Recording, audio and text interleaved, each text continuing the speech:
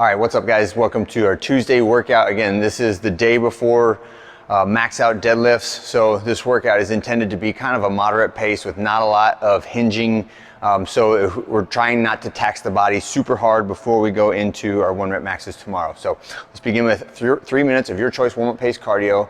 And then we're gonna go 2 rounds through. I got a couple of rehab exercises. The first one is 15 reps of this weighted arm rotations. So I'm laying on the bench with the ability to get my hands way back behind my body. And I'm just gonna do in control 10 or 15 reps of these weighted arm circles, trying to get a good stretch every time. So thumbs up and then reach pinkies down as I go around my arms like that. And I would like to go in this pattern, right? So start low and reach high, right?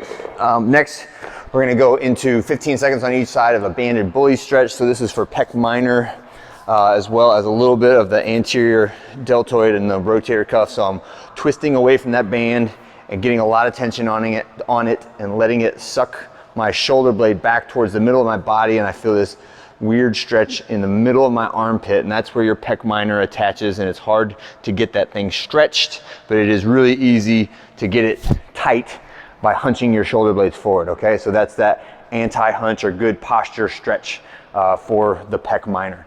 Next one is heel taps from a plate. So again, just a little rehab exercise. And the main thing on this one is mind your tempo and pressure on the foot on the ground, right? So I'm trying to just barely tap that heel to the ground, not push or stomp on the ground with it at all right? So 20 reps of that at about this pace.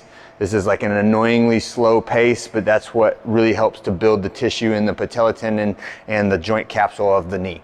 All right, last one is quadruped to child pose, 5 reps of this. And this again is just another slow, relatively gentle stretch.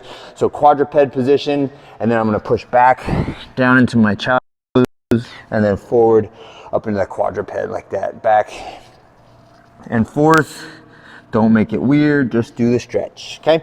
All right, next we're gonna go into the workout. This should be a relatively quick workout. Again, if you did it like top speed, you could really make this a burner, right? But my intention today was just to put a moderate pace, very basic CrossFit metabolic conditioning workout into the program for today. So the weight is light, the movement is body weight, it's jogging, right? So 3 rounds for time, 400-meter jog, 21 reps. The only trick on this one is hand release push-ups. And I'm gonna start this next 18-week cycle.